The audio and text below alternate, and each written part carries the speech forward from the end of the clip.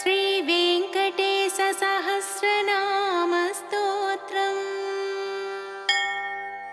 वेङ्कटेशो विरूपाक्षो विश्वेशो विश्वभावनः विश्वसृट्विश्वसंहर्ता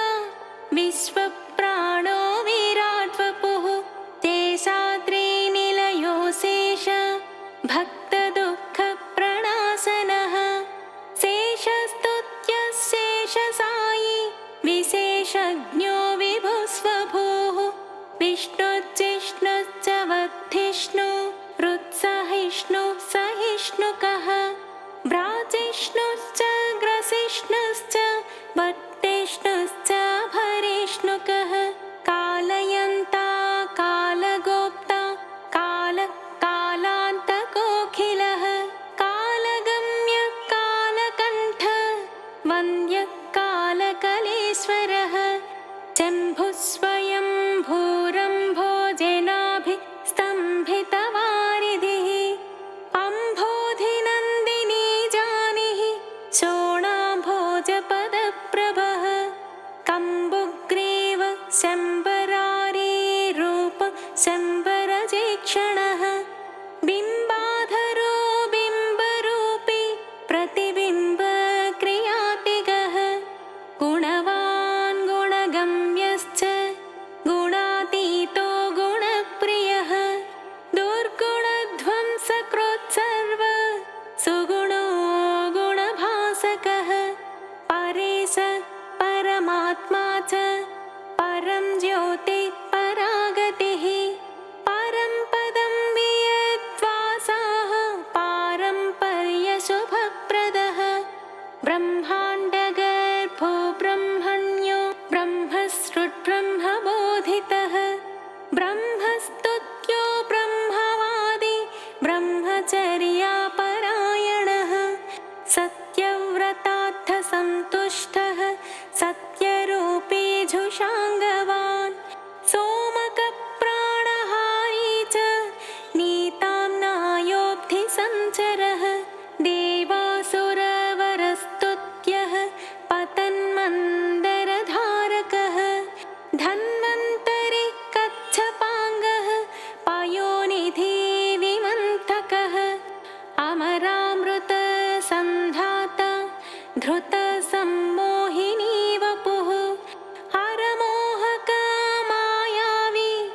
रक्षःसन्दोहभञ्जनः हिरण्याक्षविदारी च यज्ञो यज्ञविभावनः यज्ञीयोर्विसमुद्धत्ता लीलाक्रोडप्रतापवान् दण्डकासुरविध्वंसी वक्रदंष्ट्रक्षमाधरः गन्धर्वशापहरणः पुण्यगन्धो विचक्षणः करालवक्त्रः सोमार्क नेत्रषट्गुणवैभवः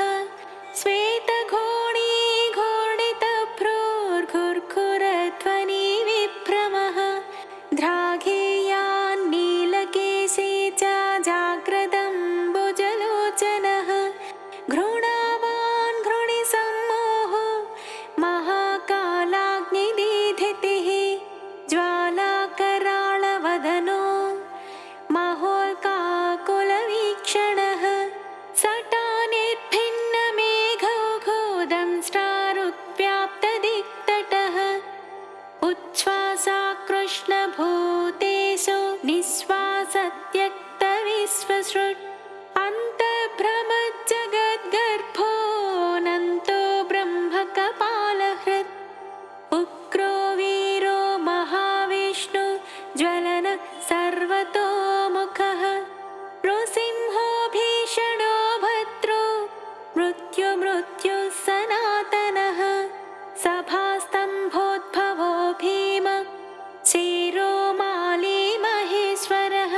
द्वादशादित्यचूडालः कल्पधूमसटाच्छविः हिरण्यकोरस्थलभिन्नकः सिंहमुखो नगः प्रह्लादवरदो धीमान् भक्तसङ्घप्रतिष्ठितः ब्रह्मरुद्रादिसंसेव्यः सिद्धसाध्यप्रपूजितः लक्ष्मीनृसिंहो देवेशो ज्वालाजिह्वान्त्रमालिकः खड्गे खेटे महेश्वासी कपाली मुसलिहली पाशी शूली महाबाहो ज्वरघ्नो रोगलुण्ठकः मौञ्जीयुक्छात्रको दण्डी कृष्णाजिनधरो वटुः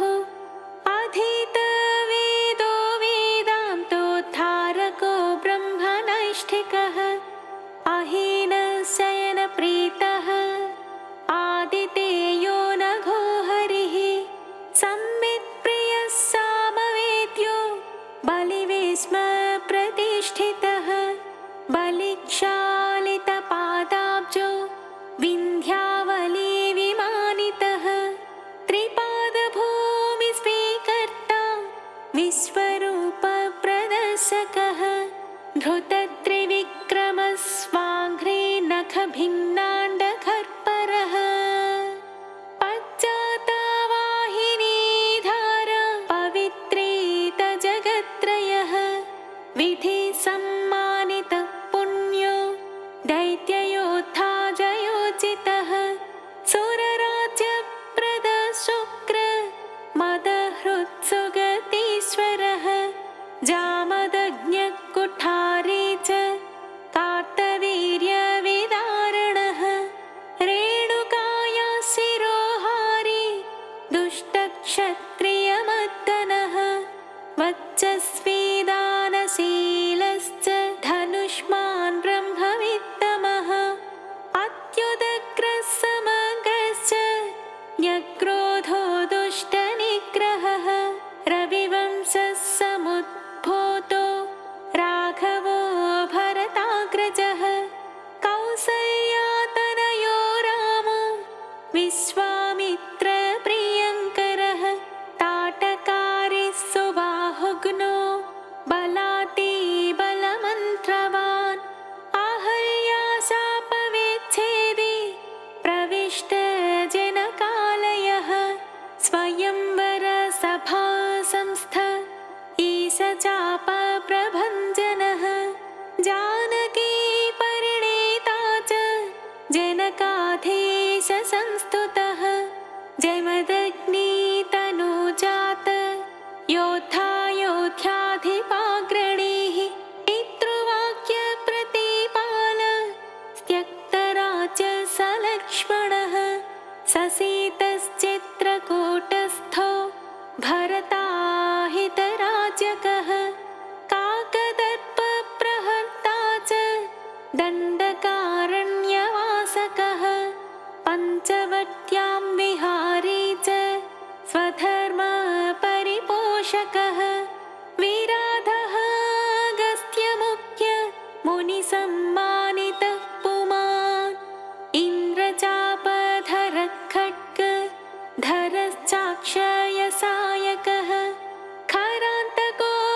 दूषणारे स्त्रिरस्करे पुरुषः ततः शूर्पणखानासा चेत्तावल्कलधारकः जटावान् पर्णशालास्थो मारीचबलमर्दकः पक्षिराट्कृतसंवादो रवितेजा महाबलः शबर्यानीतफलभो हनुमत्परितोषितः सुग्रीवाभयदो दैत्य कायक्षेपणभासुरः सप्ततालसमुच्छेत्ता वालिहृत्कपिसंवृतः वायुसूनुकृतासेव त्यक्तपम्पकुशासनः उदन्वत्तिरगशूरो विभीषणवरप्रदः सेतुकृद्दैत्यः प्राप्त लङ्कोलङ्कारवान् स्वयम् अतिकाय शिरश्चेत्था कुम्भकर्णविभेदनः दशकण्ठशिरोध्वंसी जाम्बवत्प्रमुखावृतः जानकी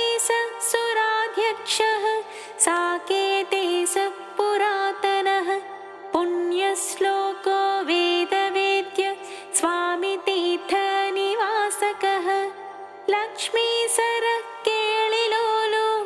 लक्ष्मीसोलोकरक्षकः देवकी गर्भसम्भूतो यशोदेक्षणलालितः वासुदेव कृतस्तोत्रो नन्दगोपमनोहरः चतुर्भुज कोमलाङ्गो गदावान् नीलकुन्तलः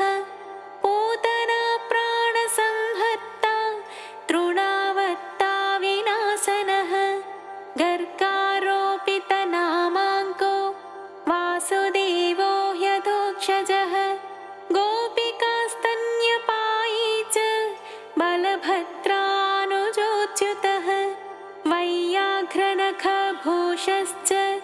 वत्सजित्वत्सवर्धनः क्षीरसारासनरतो दधिभाण्डप्रमर्दनः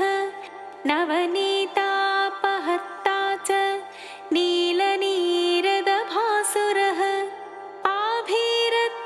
आभीरदृष्टदौजन्यो नीलपद्मनिभाननः मातृदर्शितविश्वास्य उलूखलनिबन्धनः नलकोबरशापान्तो गोधूलिचुरिताङ्गकः गोसंघरक्षकश्रीशो बृन्दारण्यनिवासकः वत्सान्तकोबकद्वेषी दैत्याम्बुदमहानिलः महाजगरचण्डाग्निः शकटप्राणकण्टकः इन्द्रसेव्यः पुण्यगात्रः खरजिच्चण्डदीधितिः तालपक्वफलासी च कालीयफणिदर्पः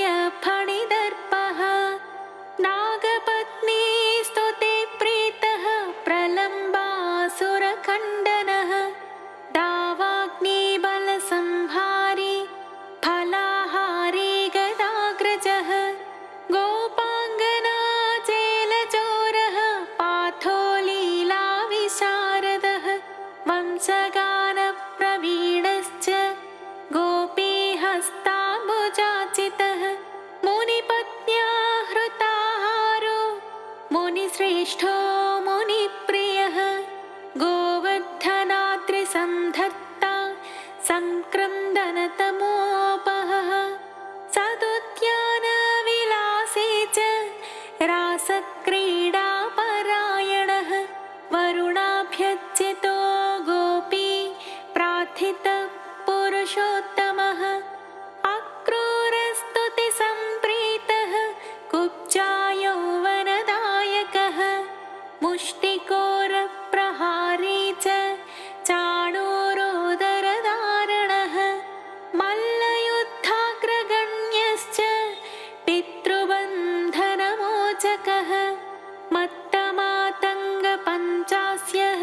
कंसग्रीवानिकृन्तनः उग्रसेनप्रतिष्ठाता रत्नसिंहासनस्थितः कालनेमिखलद्वेषी मुचुकुन्दवरप्रदः साल्वसेवितदोर्धर्ष राजस्मयनिवारणः रुक्मिगर्वापहारी च रुक्मिणीनयनोत्सवः प्रद्युम्नजनकः कामी प्रद्युम्नो द्वारकाधिपः मण्याहर्ता महामायो जाम्बवत्कृतसङ्गरः जाम्बोनदाम्बरधरो गम्यो जाम्बवती विभुः कालिन्दी प्रथिता राम केलिर्गुञ्जावतंसकः मन्दारसुमनोभास्वान् सचेशाभीष्टदायकः सत्राजिन्मानसोल्लासी सत्याजाने शुभावः शतधन्वहरसिद्धः पाण्डवप्रियकोत्सवः भद्रप्रियः सुभद्राय भ्रातानाज्ञाजिति विभुः किरीटकुण्डलधरः कल्पपल्लवलालितः भैष्मी भाषावान् मित्रविन्दाधिपो भयः स्वमूर्तिकेलि सम्प्रीतो लक्ष्मणोदारमानसः प्राग्ज्योतिषाधिपध्वंसी तत्सैन्यान्तकरो मृतः भूमिस्तुतो भूरिभोगो भूषणाम्बरसंयुतः बहुरामाकृताह्लादो गन्धमाल्यानुलेपनः नारदादृष्टचरितो देवेशो विश्वराट् गुरुः बाणबाहो विदारश्च तापज्वरविनाशकः उषोद्धर्षयिता व्यक्तः शिववाक्तोष्टमानसः महेशज्वरसंस्तुत्यः शीतज्वरभयान्तकः मृगराजोद्धारकश्च पौण्ड्रकादेवधूत्यतः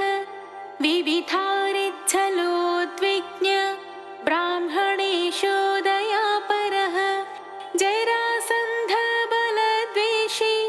केशिदैत्यभयङ्करः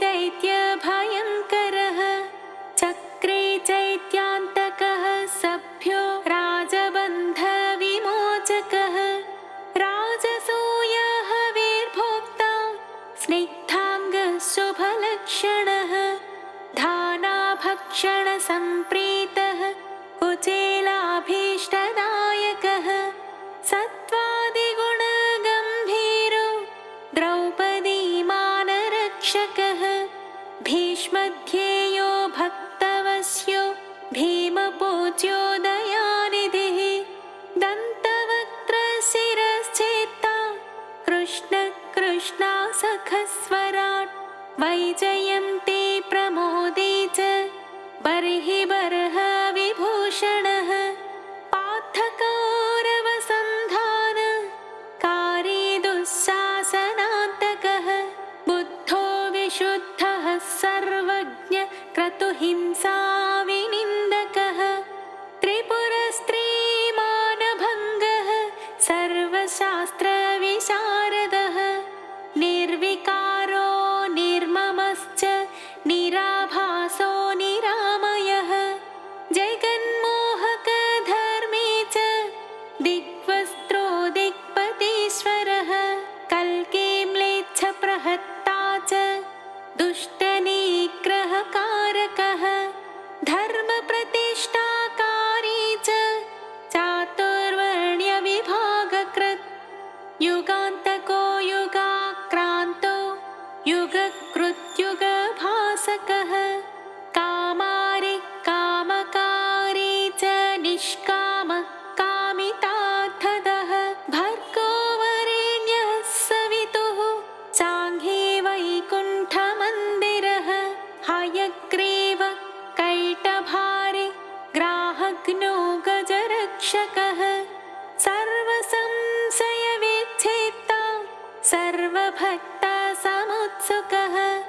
कपर्दी कामहारी च कलाकाष्ठा स्मृतिधृतिः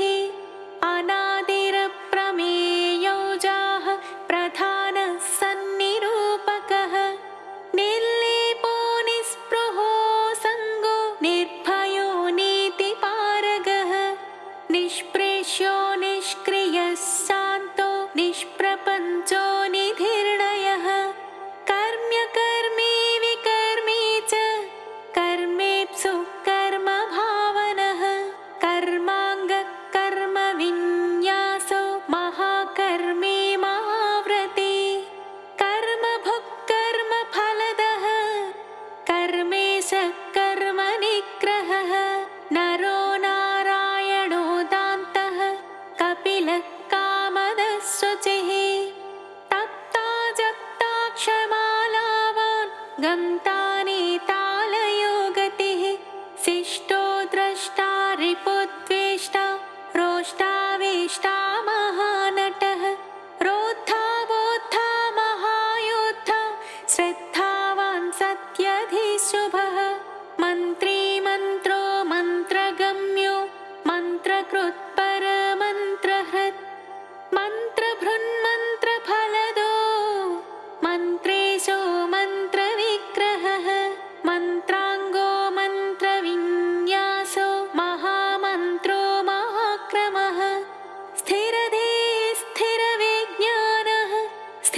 स्थिरप्रज्ञस्थिरासनः स्थिरयोगस्थिराधारः स्थिरमार्गस्थिरागमः निःश्रेयसो निरीहोऽग्नि निरवत्यो निरञ्जनः निर्वैरो निरहङ्कारो निर्दम्भो निरसूयकः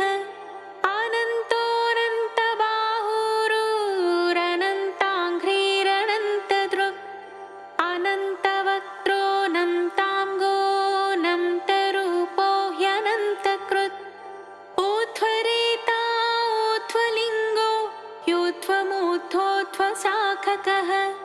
ऊर्ध्वोऽध्वाध्वरक्षी च यूध्वज्वालो निराकुलः बीजं बीजप्रदो नित्यो निदानं निष्कृतिकृति महानणीयन् गरिमा सुषमा चित्रमालिकः नभस्सृन्नभसो ज्योतिर्नभस्वान्निर्नभानभः अभुर्विभो प्रभुः शम्भुर्महीयान्भुर्भुवाकृतिः महानन्दो महाशूरो महोरासेर्महोत्सवः महाक्रोधो महाज्वालो महाशान्तो महागुणः सत्यव्रतः सत्यपरः सत्यसन्धः सतां गतिः सत्येशः सत्यसङ्कल्पः सत्यचारित्रलक्षणः अन्तश्चरो ह्यन्तरात्मा परमात्मा चिदात्मकः रोचनो रोचमानश्च साक्षी सौरिजनार्दनः मुकुन्दो नन्दनिष्पन्दः स्वर्णबिन्दुः पुरन्दरः अरिन्दमः सुमन्दश्च कुन्दमन्दारहासवान् स्यन्दनारूढचण्डाङ्गो यानन्दीनन्दनन्दनः अनसूयानन्दनोत्री नेत्रानन्दः सुनन्दवान् शङ्खवान् पङ्कजकरः कुङ्कुमाङ्को जयाङ्कुशः अम्भोजमकरन्दाढ्यो निष्पङ्को गरुपङ्किलः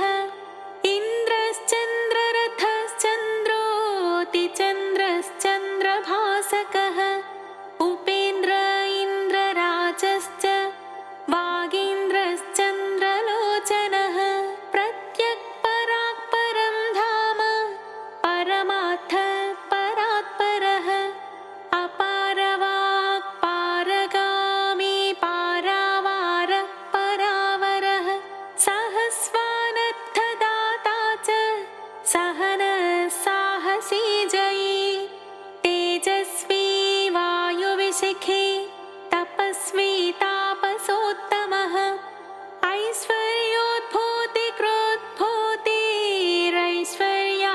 ऐश्वर्योद्भूतिकृद्भूतिरैश्वर्याङ्गकलापवान् अम्भोदिशायी भगवान्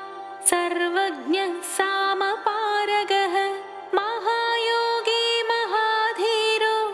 महाभोगी महाप्रभुः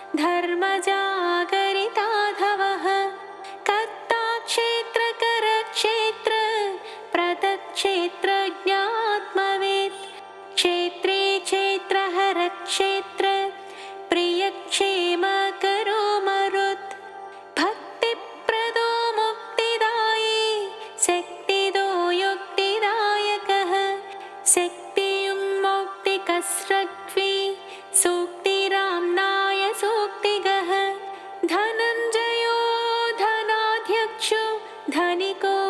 धनदाधिपः महाधनो महामानी दुर्योधनाविमानितः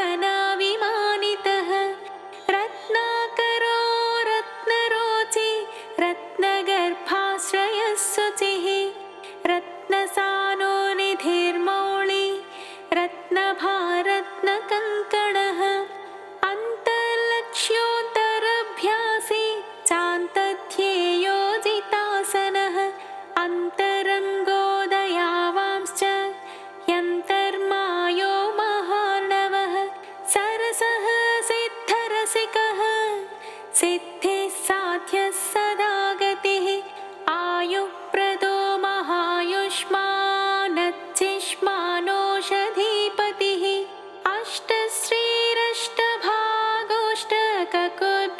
अष्टश्रीरष्टभागोष्टककुव्याप्तयशोव्रती अष्टापदः सुवर्णाभो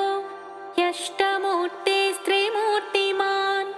अस्वप्नस्वप्नगस्वप्नः सुस्वप्नफलदायकः दुःस्वप्नध्वंसको ध्वस्तदुर्निमित्तः शिवङ्करः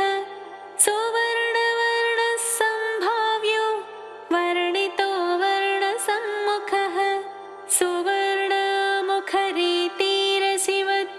सुवर्णमुखरीतिरशिवध्यातपदाम्बुजः दाक्षायणीव च स्तुष्टो दुर्वासो दृष्टिगोचरः अम्बरीषव्रतप्रीतो महाकृत्ते विभञ्जनः महाभिचारकध्वंसी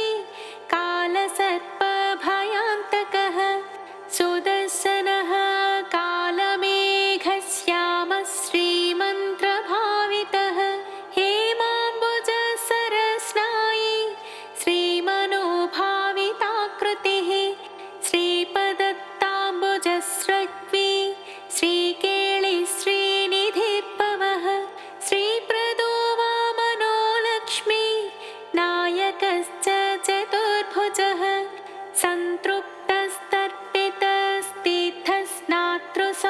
सन्तृप्तस्तर्पितस्तीर्थस्नातृसौख्यप्रदर्शकः अगस्त्यस्तुतिसंहृष्टो दर्शिताव्यक्तभावनः कपिलाचिः कपिलवान् सुस्नाताघविपाटनः वृषाकपिः कपिस्वामी मनोन्तस्थितविग्रहः वह्निप्रियोत्थसम्भाव्यो जनलोकविधायकः वह्निप्रभो वह्नितेज शुभाभीष्टप्रदोऽयमी वारुणक्षेत्रनिलयो वरुणो वारणाचितः वायुस्थानकृतावासो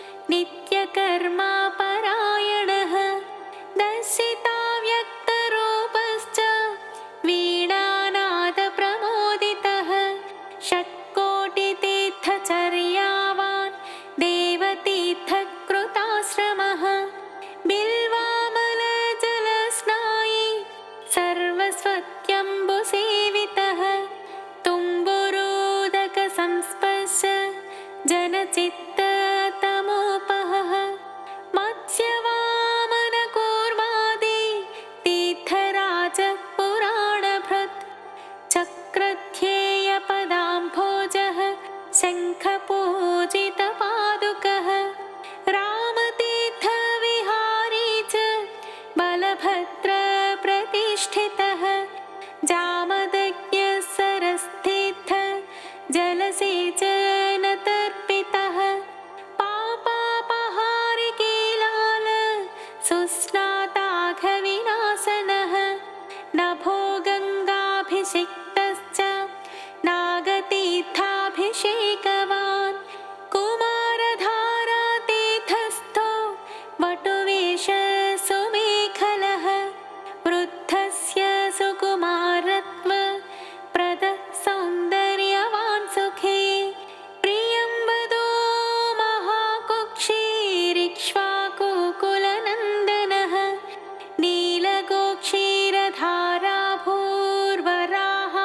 नीलगोक्षीरधाराभूर्वराहाचलनायकः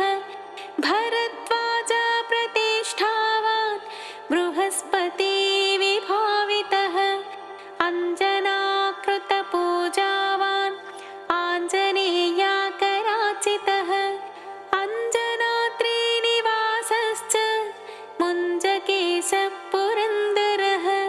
किन्नरद्वयसम्बन्धे बन्धमोक्षप्रदायकः वैखानसमखारम्भो वृषज्ञेयो वृषाचलः वृषकाय प्रभेत्ता च क्रीडनाचारसम्भ्रमः संवत्सलेयविन्यस्त राज्यो नारायणप्रियः दुर्मेधो भञ्जकः प्राज्ञो ब्रह्मोत्सवमहोत्सुकः भद्रासुरशिरश्छेत्ता भद्रक्षेत्री सुभद्रवान् मृगयाक्षीणसन्नाः शङ्खराजन्यतुष्टितः स्थाणुस्थो वैनतेयाङ्ग भावितो ह्यशरीरवान् भोगीन्द्रभोगसंस्थानो ब्रह्मादिगणसेवितः सहस्रार्कच्छटाभास्व विमानान्तस्थितो गुणी विश्वक्सेनकृतस्तोत्रः सनन्दनवरीवृतः जाह्नव्यादीनदेसेव्यः सुरेशाद्यभिवन्दितः सुराङ्गनानृत्यपरो गन्धर्वोत्कायनप्रियः राकेन्दुसङ्काशनखः कोमलाङ्घ्रि सरोरुहः कच्छपप्रपदकुन्दगुल्फकः स्वच्छकूर्परः मेदुरस्वर्णवस्त्राढ्य कटिदेशस्थमेखलः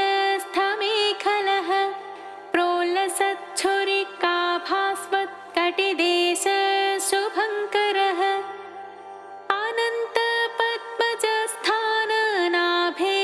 अनन्तपद्मजस्थाननाभिर्मौक्तिकमालिकः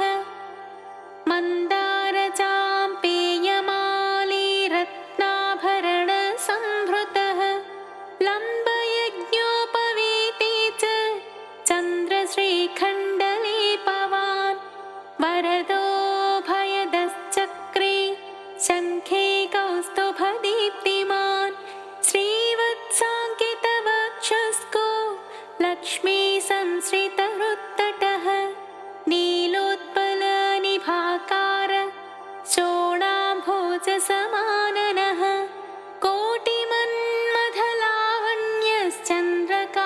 कोटिमन्मथलावण्यश्चन्द्रकास्मितपूरितः सुधास्वच्छोत्वपुण्ड्रश्च कस्तूरीतिलकाञ्चितः पुण्डरीकेक्षणस्वच्छो मौलिशोभाविराजितः पद्मस्थः पद्मनाभश्च सोममण्डलगोबुधः वह्निमण्डल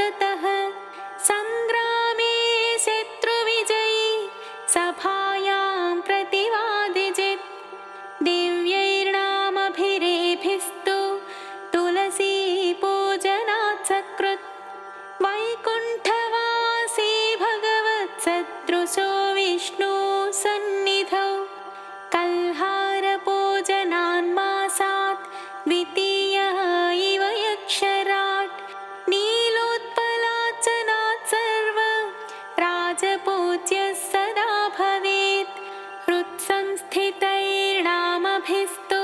भूयाद्धृग्विषयो हरिः